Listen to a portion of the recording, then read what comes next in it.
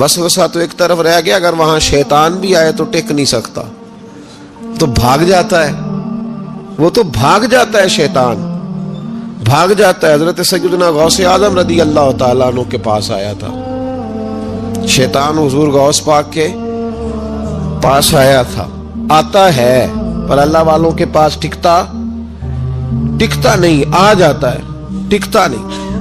حضور غوث اعظم رضی اللہ تعالیٰ عنہ نے 40 سال اللہ کی عبادت کی، 40 سال۔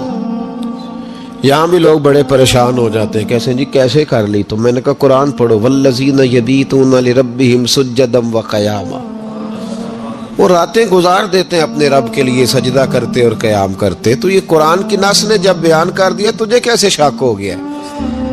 قرآن کی نص بیان کر رہی ہے کہ اللہ کے کچھ بندے راتیں سجدے اور قیام میں گزار دیتے۔ حضور غوث اعظم نے 40 سال عشاء کے وضو سے فجر کی نماز ادا فرمائی۔ تو ایک دن آسمان پہ نا ایک چھوٹا سا بادل کا ٹکڑا آیا، معاذ اللہ ثم معاذ اللہ، وہ کہنے لگا عبد القادر میں تیرا رب ہوں۔ اس کے اندر سے آواز آئی، میں تیرا رب ہوں، تو نے بڑی عبادت کر لی، اب تو بے شک پڑھ بے شک نہ پڑھ۔ کئی ملنگوں کو معاف نہیں ہو گئی معاذ اللہ کہ بے شک پڑھ بے شک نہ پڑھ، عام اجازت ہے۔ تو حضور غوث اعظم رضی اللہ تعالیٰ عنہ فرمانے لگے اعوذ باللہ من الشیطان الرجیم۔ جب آپ نے یہ پڑھا تو وہ سامنے آ کے کھڑا ہو گیا، کہنے لگا عبد القادر آپ کو کیسے پتہ چلا کہ میں شیطان ہوں؟ تو آپ فرمانے لگے پاگل، مجھے کیسے پتہ نہ چلتا؟ جس رب نے اپنے پیارے حبیب علیہ السلام کو نماز معاف نہیں کی، اس نے عبد القادر کو کیسے معاف کر دی؟ جب حضور کے لیے یہ حکم نہیں آیا کہ محبوب چاہے پڑھو چاہے نہ پڑھو، وہاں تو حکم آیا کہ محبوب تہجد بھی پڑھو، وَمِنَ اللَّيْلِ فَتَہَجَّدْ بِهِ نَافِلَةً لَكَ، نفع دے گی آپ کو، تہجد بھی پڑھے۔ تو ان کے لیے جب یہ حکم نہیں تو میرے لیے کیسے آ گیا؟ اب شیطان تھا نا، تو اس نے پھر ایک اور چال چلی، یہ باز نہیں آتا، ہم باز آ جاتے ہیں کئی دفعہ، اس کے پیچھے پیچھے چلنے لگ جاتے ہیں، لڑ کے تھک جاتے ہیں، وہ نہیں تھکتا، وہ نئی سے نئی چال، نئی سے نئی چال، اس کا نیا سے نیا روپ، من الجنت والناس، جنوں میں سے بھی اور اس کے نئے سے نئے روپ ہوتے ہیں۔ اس نے ایک نیا روپ دھار لیا، کہنے لگا عبد القادر 300 ولی میں نے اسی طرح گمراہ کیے، آپ چونکہ عالم تھے تو آپ کے علم نے آپ کو بچا لیا۔ تو غوث اعظم فرمانے لگے نئے روپ سے آئے ہو؟ کہنے لگا 300 میں نے گمراہ کیے، یہ تو آپ عالم تھے تو بچ گئے، آپ جانتے تھے تو بچ گئے، میں نے 300 گمراہ کیے۔ تو حضور غوث اعظم فرمانے لگے پھر گمراہ کرنے لگے ہو نیا روپ دھار کے؟ مجھے میرے علم نے نہیں بچایا، مجھے اللہ کے فضل نے بچایا ہے۔ کئی عالم بھی تو گمراہ ہو جاتے ہیں نا، مجھے میرے علم نے نہیں بچایا، مجھے میرے اللہ کے فضل نے بچایا ہے۔ میرے بھائی، میرے عزیز طریقت کے مسافروں، یاد رکھو، سمجھ لو اس بات کو کہ وسوسہ آتا ہے۔ وسوسہ، دو قسم کے مہمان آتے ہیں، دو قسم کے مہمان۔ ایک مہمان وہ آتا ہے جو آتا ہے تو بندہ توجہ نہیں کرتا، وہ خود کہتا ہے اس نے نہیں میری طرف توجہ کی، وہ مہمان چلا جاتا ہے، پتہ نا آپ کو۔ اور جس کو بندہ اٹھ کے سینے سے لگائے اور اس کے ساتھ گفتگو شروع کر دے، وہ مہمان جاتا ہے تو بیٹھا رہتا ہے، وہ تو نہیں جاتا۔ تو وسوسہ آتا ہے، جو تو توجہ نہ کرے اس کا چلا جاتا ہے، اور جو سینے سے لگا لے، سوچنے لگ جائے، غور کرنے لگ جائے، اس کا وسوسہ بیٹھ جاتا ہے، اسی کے پاس رہتا ہے، دوستانہ کر لیتا ہے، کئی دفعہ تو بالکل مکان ہی ساتھ بنا لیتا ہے، ہر وقت کوئی نہ کوئی بات کان میں، ہر وقت کوئی نہ کوئی بات کان میں۔ کیوں وسوسہ آتا ہے؟ تجھے کیسے آ گیا؟ جس کا یقین کامل ہو اسے وسوسہ کیسے آئے؟ جس کی توجہ سیدھی ہو اسے وسوسہ نہ چھڑ یار دا بوہا، نہیں تے ہو جاویں گا روگی۔ جیڑی بکری اجڑوں وچھڑی او بگیاڑا جوگی۔ یہ تو بھئی تو اگر اندر رہتا، صحبت کے اندر رہتا، چھتری کے نیچے رہتا، تو پھر وسوسہ تجھے کیسے وسوسہ کس طرح تیرے پاس آیا؟ وسوسہ اس کے پاس آتا ہے جو وسوسے کی جانب توجہ کرتا ہے۔ بہت زیادہ لوگوں کو بدگمانی ہونے لگی ہے، بہت زیادہ وسوسے آنے لگے ہیں، بہت زیادہ خیال ہونے لگا ہے، بہت زیادہ توجہ ہونے لگی ہے، بڑی लोगों का मेयार इस तरफ जाए, हर चौथा आदमी आके कहता है बुरे ख्यालात आते हैं। क्यों भाई बुरे ख्यालात आते हैं, कैसे आ गए? हमारा तो दिल ही एक है और दिल में यार भी एक है, दूसरे के लिए जगह ही कोई नहीं, तो वसवसा कैसे आएगा? हम तो उसके दीदार से आज तक फारिग नहीं हुए, तो गैर की तरफ देख कैसे लिया? ये कैसे हो गया? मुमकिन कैसे हुआ? अपने आप को समेटे, इन वसवसों से अपने आप को बचाएं, इन पर कतई तौर पर कोई तवज्जो न दे। और अगर कभी आ भी जाए तो मैंने कहा कि उसको सीने से लगाने की जरूरत, उसको झटक दे, बात खत्म हो गई। आ जाता है वसवसा, बड़ों को आ जाता है, वसवसे आया करते हैं, आया जरूर करते हैं, लेकिन जो लोग काबिल होते हैं, जिनका ईमान मजबूत होता है, जिनका तयक्कुन मजबूत होता है, उन लोगों के पास वसवसे हमेशा रहते नहीं। एक अहम बात इस्लाह की जो समझनी बड़ी जरूरी है, आपके लिए बड़ी जरूरी है। आपने ये गौर करना है कि वसवसा आता कहां से है। कोई नहीं समझ आई आपको मेरी बात की? नहीं आई होती तो आप बड़ी दूर पहुंच चुके होते। सर्दी बड़ी ज्यादा थी कमरे में, तो कहीं से हवा आ रही थी ठंडी, तो अब ठंड बड़ी लग रही थी, तो बंदे ने फौरन उठ के भला क्या करना होता है? नहीं, वो पता नहीं कित्थों आ रही, बारी दी तो अभी गाली है ना जी। अगर तो खिड़की से आ रही है तो किसको बंद करेंगे, और अगर दरवाजे से आ रही है तो जी, और अगर छोटे बच्चे ने पंखा चला दिया तो जी, चल पंखा रहा है, बंदा सारा दिन दरवाजा बंद करता रहे। समझना है आपने बात को, आपने उस दरवाजे को बंद करना है जहां से वसवसा। हजरत खुबाब रज़ी अल्लाह ताला अन्हु कहते हैं, मैंने आस बिन वाइल के हम मजदूरी की और बड़ी मुशक्कत की, मैंने बड़ी शानदार करके मैंने काम किया, दयानतदारी से। वो काफिर था, मैं मुसलमान था। आप फरमाते मेरे दिल में शौक था कि पैसे मिलेंगे तो ये मैं खर्च करूंगा, और फलां जगह मैंने पैसे लगाने। बच्चों को भी बताया होता है आदमी ने कि पैसे आते हैं तो तुम्हें फलां चीज भी लेकर के दूंगा। अब मुझे बतलाइए कि अगर उस दिन पैसे न मिले या किसी वजह से डूब जाएं तो कितनी अज़ियत का और कर्ब का मसला होता है।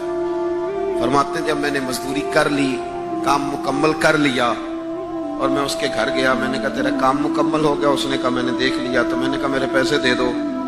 ये देखो, ये वो ईमान है जिसके बारे में रब ने कहा वाइज़ा कील लहुम आमीन कमा आमन अन्नास, इस तरह का ईमान लाओ। हजरत खुबाब कहते हैं मैंने कहा पैसे? तो कहते हैं बड़ा आदमी था ना, नवाब था, सेठ था, चौधरी था, पावरफुल था। तो कुर्सी पर बैठकर हंसने लगा, कहने लगा पैसे तो मिल सकते हैं पर थोड़ा सा मसला है। वो क्या? माज़अल्लाह सुम्मा माज़अल्लाह नकले कुफ्र न बाशद। कहने लगा अगर आप कलमा पढ़ना छोड़ दें तो पैसे दूंगा, वरना ये पैसे नहीं मिलेंगे।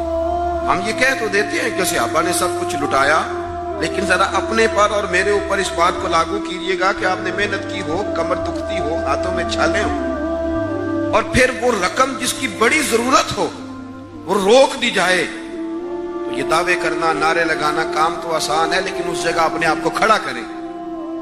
वो रकम तो तब मिलेगी, तुम तो कलमा पढ़ते हो, तुम्हें कैसे दे दें? यानी उनकी मजदूरियां दबा ली जाती, उनकी तनख्वाहें छुपा ली जाती। कहने लगा वो तब दूंगा। आप यकीन करें बड़े खूबसूरत जुमले हैं। हजरत खुबाब रज़ी अल्लाह ताला अन्हु फरमाने लगे, उसने बड़े एतमाद से बात की कि नहीं दूंगा। उसका ख्याल था कि ये लड़खड़ाएगा, ये पछताएगा। कहते मैंने भी रुमाल उठाया और कंधे पे रखा। मैंने उसे कहा यार तूने मेरे ईमान की बड़ी थोड़ी कीमत लगाई है, तेरा ये ख्याल है कि मैं इतने से पैसों पे लड़खड़ा जाऊंगा? हजरत खुबाब फरमाते मुझे अल्लाह की इज्जत की कसम, वो मेरे सारे पैसे दबा गया, ना मेरे दिल में जरा सी रंजिश आई, ना मेरे चेहरे पे जरा सा बाल आया, पेशानी पे बाल भी नहीं आया। और फरमाते हैं कि मुझे ना मजा आने लगा, मुझे लुत्फ आने लगा, मुझे जायका मिलने लगा। मैंने कहा ओहो, मैं तो बच्चों के लिए मजदूरी कर रहा था, मुझे क्या पता था कि मेरी ये मजदूरी भी मदीने वाले की गुलामी में लिखी जा रही है। तो बच्चों के लिए मजदूरी कर रहा था, मुझे क्या खबर हो कि वहां लिखी जा रही है। हजरत سعد بن ابی وقاص کہتے ہیں میرا اپنی اماں سے بڑا پیار تھا اور زمانہ جانتا تھا کہ بڑا پیار ہے. میں نے کلمہ پڑھ لیا, میری اماں نے بھوک ہڑتال کر دی. اس نے کہا کہ جب تک آپ کلمہ نہیں چھوڑیں گے معاذ اللہ میں روٹی نہیں کھاؤں گی. تھوڑی سی آبادی تھی, برادری میں رہتا تھا, بڑا سا گھر تھا, زمانہ جانتا تھا. فرماتے ہیں ہر چوک میں میری باتیں ہونے لگی. تیسرا دن ہو گیا, اماں نے روٹی نہیں کھائی.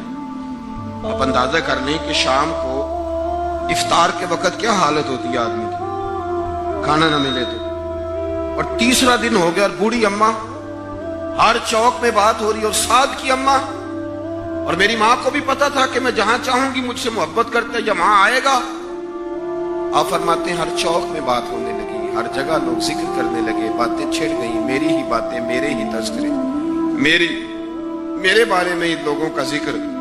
فرماتے میں بڑا پریشان ہوا. میں گھر آیا, میرے بہن بھائی بھی مجھ سے کہیں اماں مر جائے گی, میرے والد بھی, میرے دیگر لوگ بھی, سب رشتہ دار میرے گرد. آپ, میں نے کہا کہ ہم باتیں کر دیتے ہیں, آپ سن لیتے ہیں. کبھی اپنے آپ کو اس جگہ کھڑا کریں کہ جب ہر آدمی اس سٹیج پہ پہنچ جائے کہ میں بھئی تو خرابی کر رہا ہے, اور اتنے سارے لوگ جاننے والے گھیرا کریں گے تو آدمی کیسے بچائے گا اپنے آپ. حضرت سعد بن ابی وقاص کہتے ہیں کہ میرے گرد شدید گھیرا تنگ ہو گیا, اور مکے کا دور ہے, حالات اتنے خطرناک ہیں کہ سنبھالے نہیں سنبھلتے. آپ فرماتے ہیں جب حد ہو گئی تو میں نے کہا اماں سنو پھر میری بات, میں تم سے بات کرنے لگا. کہتے ہیں میرے بہن بھائیوں کے بھی کان کھڑے ہو گئے. اماں بھی سہارا لے کے اٹھ کے بیٹھ گئی کہ لگتا ہے کہ برف پگھلنے لگی, لگتا ہے کہ کچھ نرم ہوا ہے. فرماتے ہیں میں سامنے کھڑا ہوا اور تھوڑے بہت لوگ جو وہاں موجود تھے وہ بھی قریب آ گئے. میں نے کہا اماں تیرا اور میرا پیار زمانہ جانتا ہے, اور دنیا کو پتا ہے کہ میں وہ بیٹا ہوں کہ جس کی لوگ مثالیں دیتے ہیں. اماں ہر چوک میں تیری میری باتیں ہوئی, ان 3 دنوں میں تجھے اور مجھے ڈسکس کیا گیا. اماں تو بڑی کمزور ہو گئی, اٹھ کے تجھ سے کھڑا نہیں ہوا جا رہا. یہ ساری چیزیں میرے سامنے آئیں, بہنوں نے رو کے دکھایا, بھائیوں نے محبت یاد کرائی, ہر چیز میرے آڑے آئی. لیکن حضرت سعد بن ابی وقاص کہنے لگے اماں میں نے اپنے دل کا جائزہ لیا ہے, میرے ایمان نے ایک وقت بھی مجھے یہ مشورہ نہیں دیا کہ میں اماں کو منا لوں. فرمانے لگے اماں یہ زمانہ سارا موجود ہے اور لوگ کھڑے ہیں, تیری ایک جان ہے نا, ایک جان.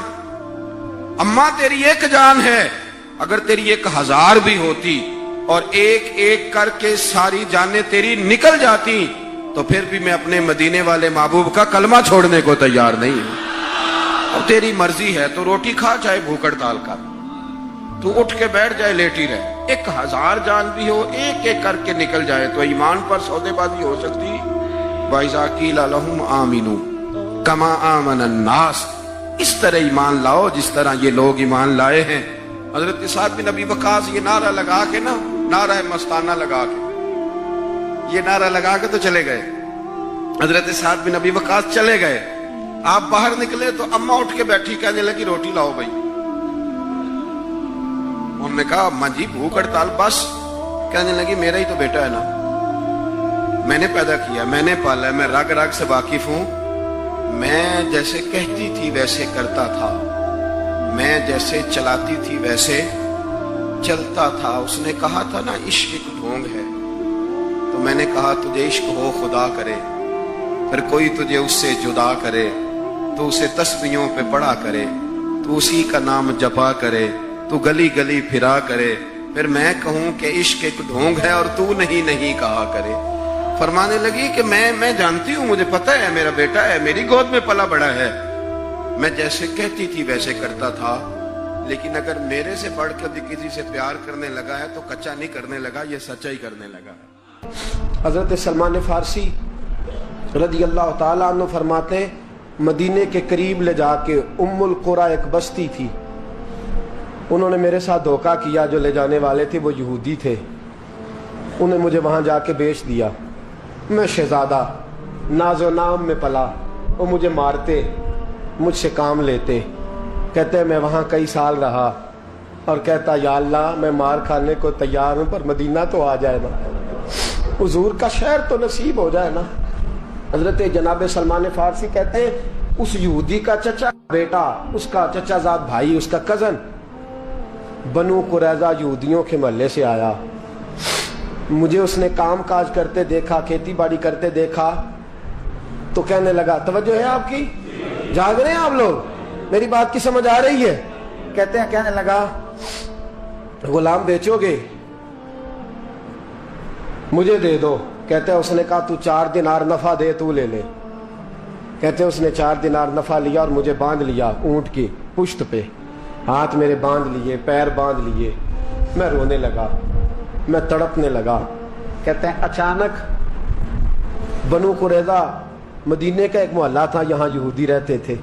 کہتے ہیں وہاں کا وہ رہنے والا شخص اچانک میری آنکھ کھلی تو ٹھنڈی ٹھنڈی ہوائیں. اچانک میں نے آنکھیں کھولی تو کھجوروں کے لمبے چوڑے درخت. فرمایا میں نے دیکھا تو پہاڑیاں بھی معطر معطر سی، فضائیں بھی کرم کرم والی، عطا ہی عطا. کہتے ہیں 2 آنسو گرے اور میں ہنس پڑا. آنکھوں میں آنسو، لبوں پہ مسکراہٹ. حضرت سلمان فارسی رضی اللہ تعالیٰ عنہ کہتے ہیں وہ کہنے لگا تجھے کیا ہوا؟ سارے رستے تو بت تھا، اب کیا ہوا؟ میں نے کہا میری تھکاوٹیں اتر گئی ہیں، میری ریاضتوں کا ثواب مل گیا ہے، میری عبادتوں کا اجر فلہم اجرہم عند ربہم ولا خوف علیہم ولا هم یحزنون. مجھے گوہر مراد مل گیا. کہتے ہیں اس نے مجھے وہاں رکھا، کام کاج کرانے لگا. وقت گزرتا گیا. ایک دن کھجوروں اوپر چڑھ کے میں کھجوریں توڑ رہا تھا، مست تھا. تھوڑی تھوڑی عربی میں نے سیکھ لی، ہلکی پھلکی باتیں سمجھنے لگا، جواب دینے لگا. فارسی نسل تھا. کہتے ہیں میں کھجوریں توڑ رہا تھا، میرے مالک کا بھائی دوڑا دوڑا آیا. توجہ ہے آپ کی؟ آیا آگے کہنے لگا بھائی پتہ ہے تجھے کیا ہوا ہے؟ پتہ؟ کہتا میں نے کوئی توجہ نہیں دی، یہ روز ایسی باتیں. پتہ ہے تازہ خبر کیا ہے؟ کیا ہوا؟ کہنے لگے وہ جس نے دعویٰ کیا تھا نا نبوت کا، وہ مدینے آ گیا ہے. وہ جنہوں نے دعویٰ کیا تھا نا نبوت کا، وہ مدینے آ گئے ہیں. حضرت سلمان فارسی کہتے ہیں جو کھجوریں میں توڑ رہا تھا وہ میرے ہاتھ سے گر گئی. یوں لگا کہ جیسے کسی نے آ کے کسی نے آ کے کہا ہو کہ چل تجھے حضور نے بلایا ہے. فرماتے ہیں میرے ہاتھ کانپنے لگے. وہ کہنے لگا کدھر ہے وہ؟ کہنے لگا وہ وادی قبا ہے نا، آج بھی جا کے کوئی دیکھے قبا کا ماحول، آج بھی جا کے کوئی دیکھے قبا کا ماحول.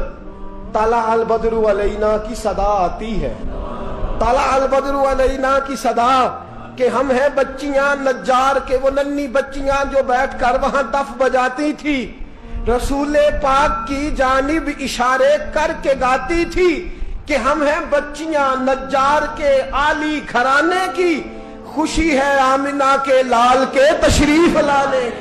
ہم ہیں بچیاں نجار کے عالی گھرانے کی، خوشی ہے آمنہ کے لال کے تشریف لانے کی. حضرت سلمان فارسی کہتے ہیں کبابٹ، کہتے ہیں میں جھٹ سے چھلانگ لگا کے اترا. پہلے میں آیا کرتا تھا پکڑ پکڑ کے، چھلانگ لگائی زمین پہ اور میں نے اپنے مالک سے کہا یہ کیا کہہ رہا ہے؟ کہتے ہیں اس نے تھپڑ مارا، چل اپنا کام کر. کہتے ہیں پہلے وہ مارتا تھا تو دکھ ہوتا تھا، آج پتہ ہی نہیں چلا، آج پتہ ہی نہیں چلا. ہمارے جہاز میں ایک بابا جی بیٹھے تھے، جہاز میں بزرگ بیٹھے تھے.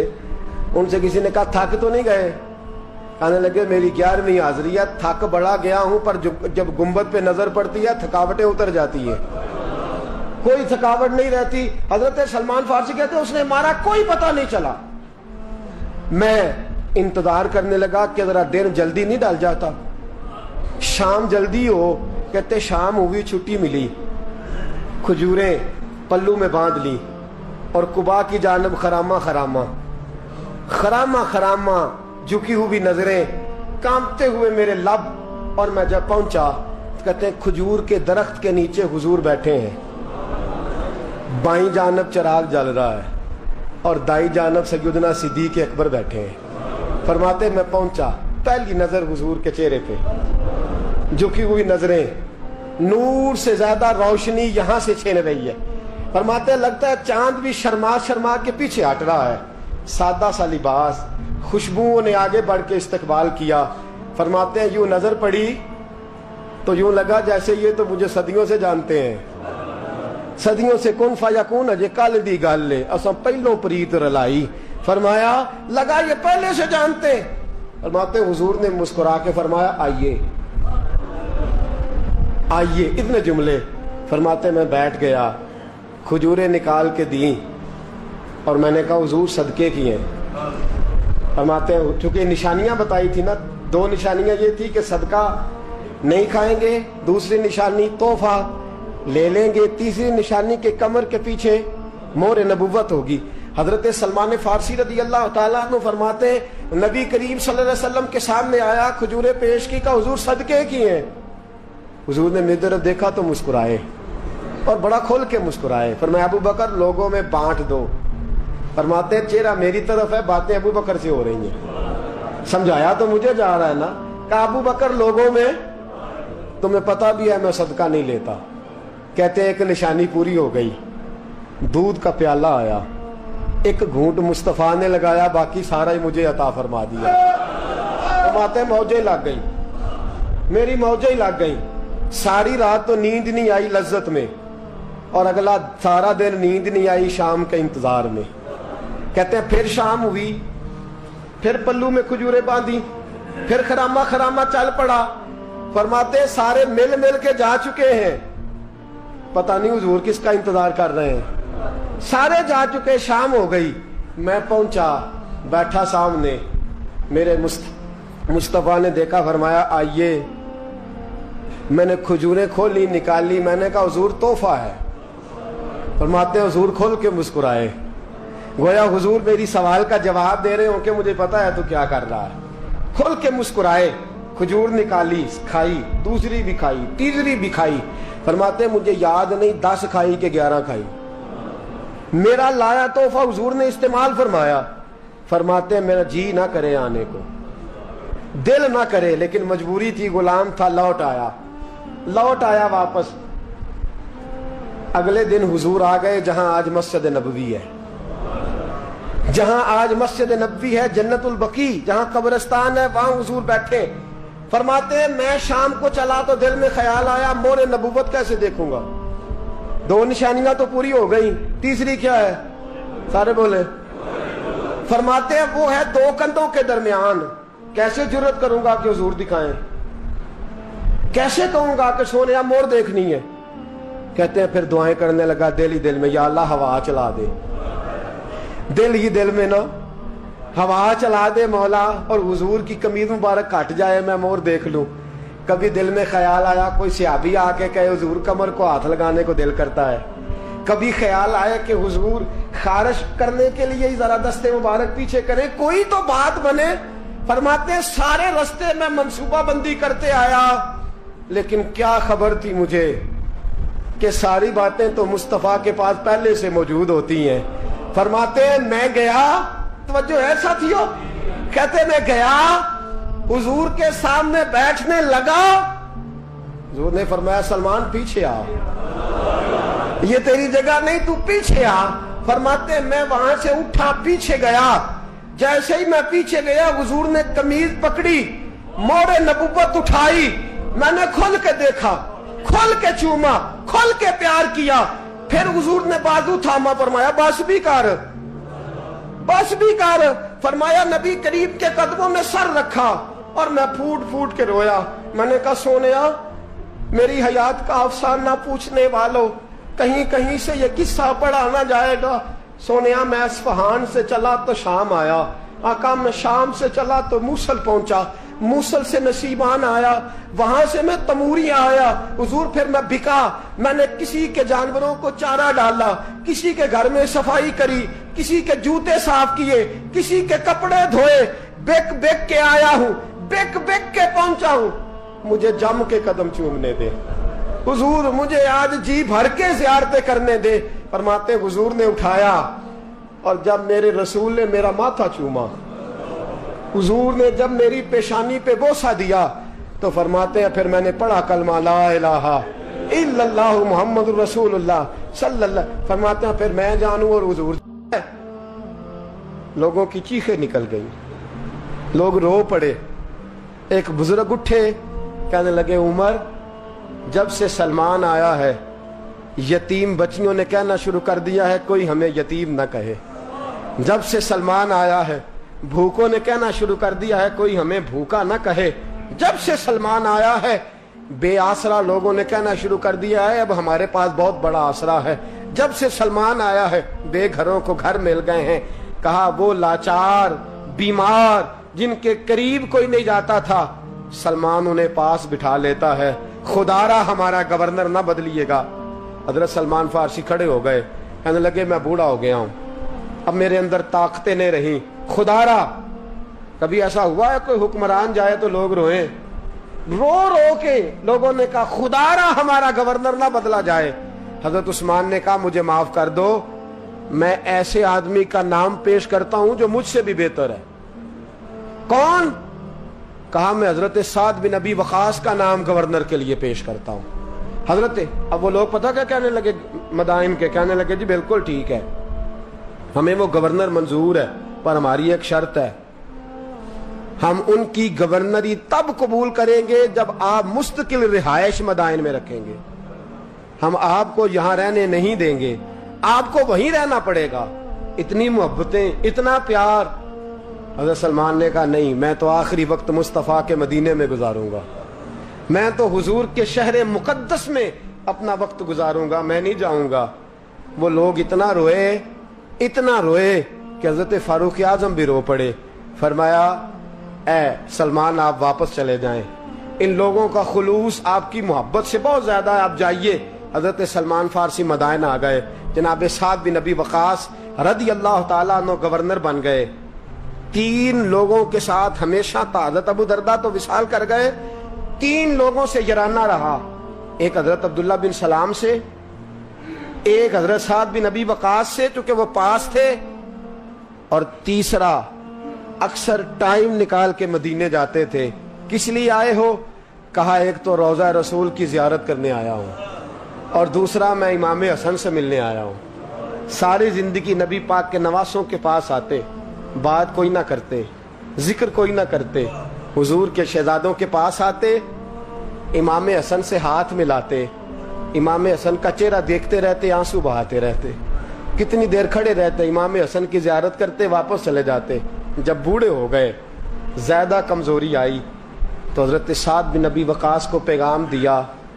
کہا کسی طریقے مدینے پیغام بھیجیے اور امام حسن سے کہیے میں آپ کے نانا کا نوکر ہوں, طاقت نہیں رہی اب چل کے مدینے آ سکوں. عمر مجھے پابند کر گئے تھے کہ میں نے, حضرت عثمان کا دور آ گیا کہ میں نے اب مدائن میں وقت گزارنا ہے. اگر ہو سکے تو آخری بار ایک بار مجھے آ کے مل تو جائیں. امام حسن آتے ہیں تو مجھے لگتا ہے جلوہ مصطفیٰ کی زیارت ہو گئی ہے. حضرت سعد بن ابی وقاص نے پیغام بھیجا. امام حسن وہاں سے چلے, مدائن آئے. جیسے ہی امام حسن دروازے سے داخل ہوئے, بوڑھے حضرت سلمان فارسی, بوڑھے, نکاحت اتنی ہے کہ اٹھا نہیں جاتا. امام حسن آئے تو حضرت سلمان فارسی نے رونا شروع کر دیا, تڑپنا شروع کر دیا. اٹھنا چاہا تو بستر پہ گر گئے. امام حسن قریب آئے, چارپائی پہ بیٹھے تو حضرت سیدنا سلمان فارسی رضی اللہ تعالیٰ عنہ کہنے لگے حضور میں بڑا پریشان ہوں, میرے لیے دعا کرے. امام حسن کہنے لگے میں جوان ہوں, آپ بوڑھے ہیں, دعا آپ کو کرنی چاہیے. کہا نہیں, آپ سے دعا اس لیے کر رہا ہوں کہ آپ کے نانا سے جو وعدے کیے تھے میں پورے نہیں کر سکا. آپ دعا کریں کہ میں حضور کی بارگاہ میں جاؤں تو مجھے شرمندگی نہ اٹھانی پڑے. حضرت سلمان فارسی رضی اللہ تعالیٰ عنہ سے امام حسن کہنے لگے وعدہ کیا کیا تھا, کیا نہیں پورا کر سکے؟ عرض کی حضور نبی کریم نے فرمایا تھا اتنا مال پاس رکھنا جتنا مسافر کے پاس ہوتا ہے. یہ حضور نے مجھ سے کہا تھا, میں وعدہ پورا نہیں کر سکا. دیکھیے میرے گھر میں کتنا مال ہے, کتنا سرمایہ ہے. امام حسن کہتے ہیں میں نے مال دیکھا تو 1 مٹکا پانی پینے کا, 2 پیالے پانی پینے کے, 1 مشکیزہ, 1 چٹائی وہ بھی ٹوٹی ہوئی.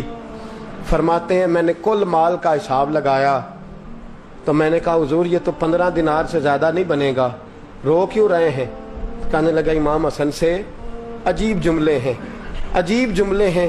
کہنے لگے طبقات ابن سعد میں, کہنے لگے اچھا اگر قیامت کے دن رسول پاک نے میری سرزنش فرمائی اور اگر نبی پاک صلی اللہ علیہ وسلم ناراض ہوئے تو اے سیدہ فاطمہ کے شہزادے آپ سفارش تو کریں گے نا میری، آپ میری سفارش تو کریں گے حضور کی بارگاہ میں۔ حضرت سعد بن ابی وقاص بھی آئے، رونا شروع ہو گئے، کہا ہاں مجھے امید ہے کہ آپ کی سرزنش نہیں ہوگی، آپ کو بغیر حساب کتاب جنت ملے گی۔ حضرت سلمان فارسی رضی اللہ تعالیٰ عنہ نے وصیت فرمائی، توجہ ہے آپ کی؟ لوگ کہتے ہیں تم نے آج یہ عشق کے ترانے ڈھونڈ لیے ہیں، پتہ نہیں کہاں سے لے آئے ہو۔ وصیت فرمائی امام حسن کو، آنے لگے حضور میں پرانا نوکر ہوں، پرانا نوکر ہوں، اور میں نے اپنی نوکری کرنے کی کوشش کی ہے، اب میں بچوں گا نہیں، اگر میں مر جاؤں تو میری خواہش ہے کہ سیدہ فاطمہ کا بیٹا میرا جنازہ پڑھائے، آج نہیں، یہ آج نہیں، بعد مرن دے مکھڑا میرا ہو جاوے جے تازہ، سمجھ لینا محبوب میرے نے آن پڑھیا جنازہ۔ امام حسن نے جنازہ پڑھایا اور حضرت سعد بن ابی وقاص رضی اللہ تعالیٰ عنہ ان کے قریب گئے، کہنے لگے جاتے جاتے کوئی نصیحت ہی کر جائے، تو فرمایا تین چیزوں کا خیال رکھنا، ایک روایت میں چار ہیں، تین کا خیال رکھنا، یا تو جہاد کے رستے میں انتقال کر جانا، یا جہاد کے رستے میں انتقال کر جانا، یا حج اور عمرے کے رستے میں مر جانا، یہ نہ ہو سکے تو قرآن سیکھتے سکھاتے دنیا سے رخصت ہو جانا۔ فرمایا یا جہاد کے رستے میں جانا، حضرت سلمان فارسی وصیت کر رہے ہیں، یہ وصیت یاد رکھیے گا، یا جہاد کے رستے میں انتقال کرنا، یا حج اور عمرے کے رستے میں، یہ نہ ہو سکے تو قرآن سیکھتے سکھاتے جانا، امید ہے اللہ بے حساب و کتاب جنت عطا فرما دے گا۔ یہ وصیت فرمائی۔ جناب سلمان فارسی رضی اللہ تعالیٰ عنہ وصال کر گئے، عجیب سناٹا ہے، مدینے سے نور کی جماعت آ رہی ہے جنازہ پڑھنے، نور کی جماعت آ رہی ہے، نور کی۔ حضرت عثمان غنی خود چل کے جنازے میں شریک ہوئے، اور صحابہ کہتے ہیں سفید داڑھی حضرت عثمان کی۔